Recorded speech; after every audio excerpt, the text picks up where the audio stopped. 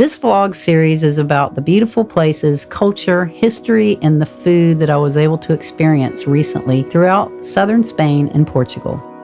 I hope you'll follow along and enjoy learning a little about these incredible places.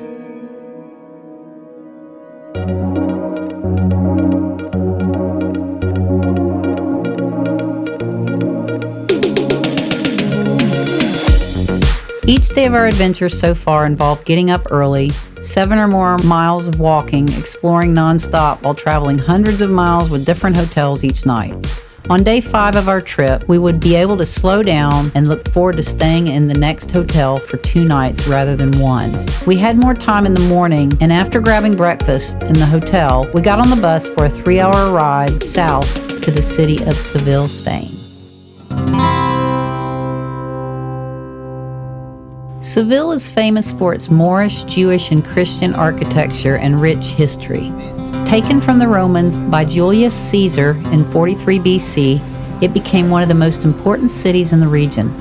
It would continue to rise and fall through many historical events involving kings, dynasties, wars, the plague, a gunpowder explosion, and a flood. Today it is a popular tourist destination not only for its rich history and incredible architecture, but also for its Spanish culture and delicious tapas. Upon arrival, we checked into our rooms at the 4-star Hotel Guadalquivir and met our tour guide that Jose had hired for the group down in the lobby. We had a quick lunch at a nice little restaurant, Cinco Jontas, before walking around the city with the guide for a condensed tour of the points of interest close to the hotel. After walking around a bit, a few of us broke off and went to find a fun place to sit and have a drink. We stumbled across the Bodega Diaz-Salazar, deemed the best bar in Seville. Walking by it looked a bit like an Irish pub, so we walked in to check it out and took a seat at the bar. The iconic bar history dates back to 1908 and offers traditional Sevillian and Andalusian tapas, stews, cured meats, cheeses, and homemade desserts. They also offer an array of beers and more than 80 different wine selections, some bottled and others straight from the barrels. Sitting at the bar, there were bowls of pickled delights and fresh olives to choose from while sipping on our beverages. I was able to catch our bartender slicing from a cured leg small slivered pieces of Iberian ham for a customer. What a great little bar. We all had a drink before heading back to the hotel to get cleaned up for the evening.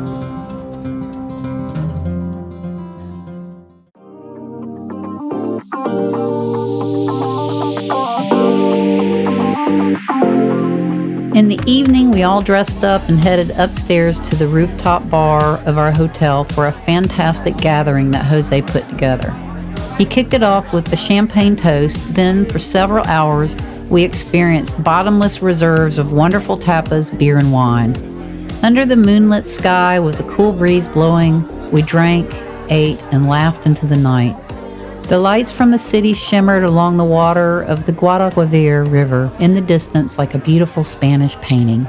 Another wonderful ending to an awesome day of travel.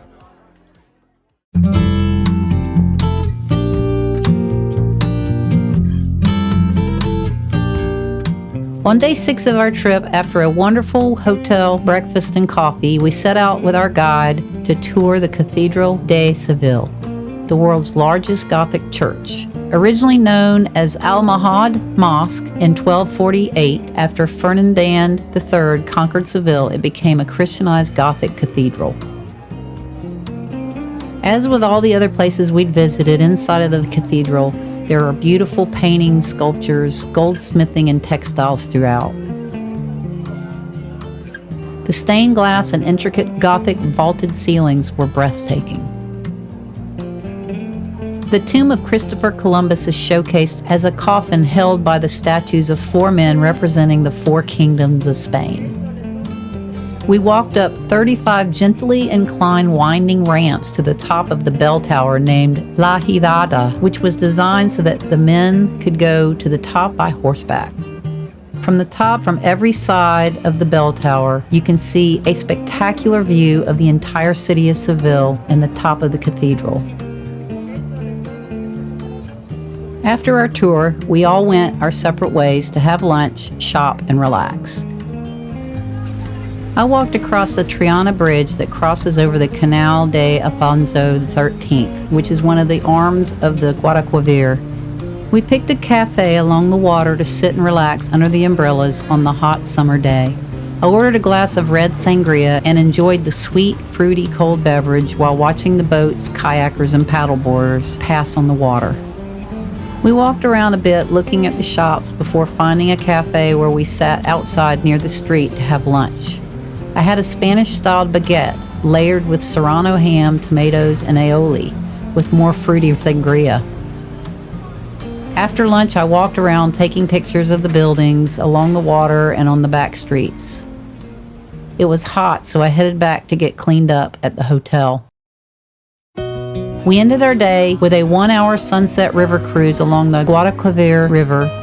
We sipped champagne as we watched the sunset on the horizon, crossing under the Puente de Isabel Bridge and the Triana Bridge. It was a beautiful end to another great day and our last in Spain. Everything was absolutely wonderful, and I couldn't wait to compare what I had experienced so far with what was ahead in Portugal.